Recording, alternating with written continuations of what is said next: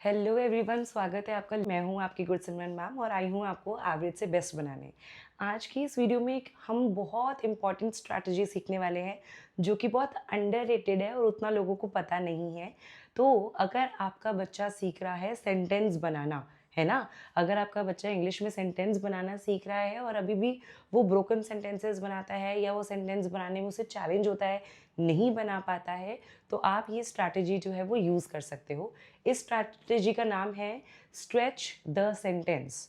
जो भी आपका सेंटेंस है आप उसे स्ट्रेच करें, बट बिफोर दैट आप कुछ एलिमेंट्स का ध्यान रखें कि आपके उस सेंटेंस में क्या क्या चीज़ें होनी चाहिए। वैसे देखा जाए तो 5 एलिमेंट्स होने चाहिए: who, what, when, where and why. लेकिन अगर आपका बच्चा बिल्कुल अभी स्टार्टिंग स्टेज में है, जहां वो सेंटेंस बनाना चाहता है और आप उसे ओवरवेलम ही नहीं करना चाहते हो, तो सिर्फ 3 एलिमेंट्स आज हम लेकर चलेंगे। सबसे पहले एलिमेंट है हमारा हु यानी कि कौन, राइट। तो हम यहाँ बात करते हैं किसी एक कैरेक्टर के बारे में, कि हम किसके बारे में बात करने वाले हैं। इसे हम सब्जेक्ट के नाम से भी जानते हैं इंग्लिश में। लेकिन अगर आप एलिमेंट्री के बच्चों को पढ़ा रहे हो, वो फर्स्ट जनरेशन लर्नर्स हैं या फिर जो अभी इंग्लिश जस्ट सीख रहे हैं, उनके लिए आप ये यूज़ कर सकते हो, ठीक है। नेक्स्ट है व्हाट, यानी कि वो कर क्या रहे हैं, यानी कि यहाँ हम एक्चुअली वर्ब के बारे में बात कर रहे हैं। तो अगर आप बच्चों के साथ कर रहे हो तो आप इसे यूज़ कर सकते हो एक्शन के नाम से। एंड तीसरा एलिमेंट जो मैं आपको सबसे इंपॉर्टेंट बोलूँगी, स्ट्रेच अगर करना है आपको, तो वाई, यानी कि यहाँ पर बच्चे को जो भी वो बोल रहा है उसे रीज़न देना होगा। तो यहाँ पे एक बहुत इंपॉर्टेंट वर्ड यूज़ होता है बिकॉज। ये एक बहुत ही पावरफुल वर्ड है जिससे कि आपकी गेम चेंज हो जाएगी, ठीक है। तो एक बार ट्राई करते हैं। अगर मैं बात करती हूँ की, तो हूँ में अगर मैं लेकर चलती हूँ सपोज अ डॉग, तो मैं लिखती हूँ अ डॉग।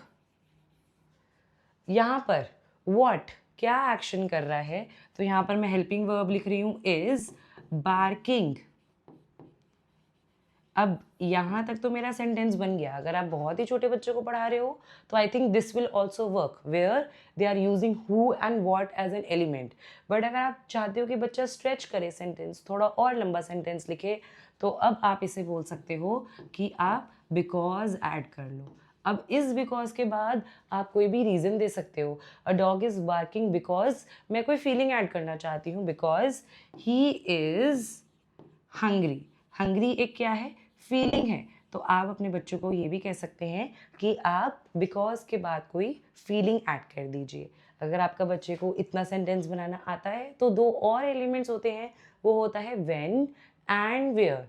तो यहाँ पर मैं हु के बाद, व्हाट के बाद या फिर इससे पहले भी ऐड कर सकती हूँ।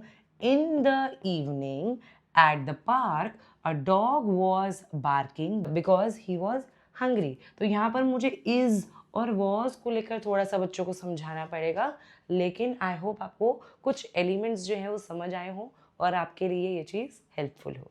Happy learning.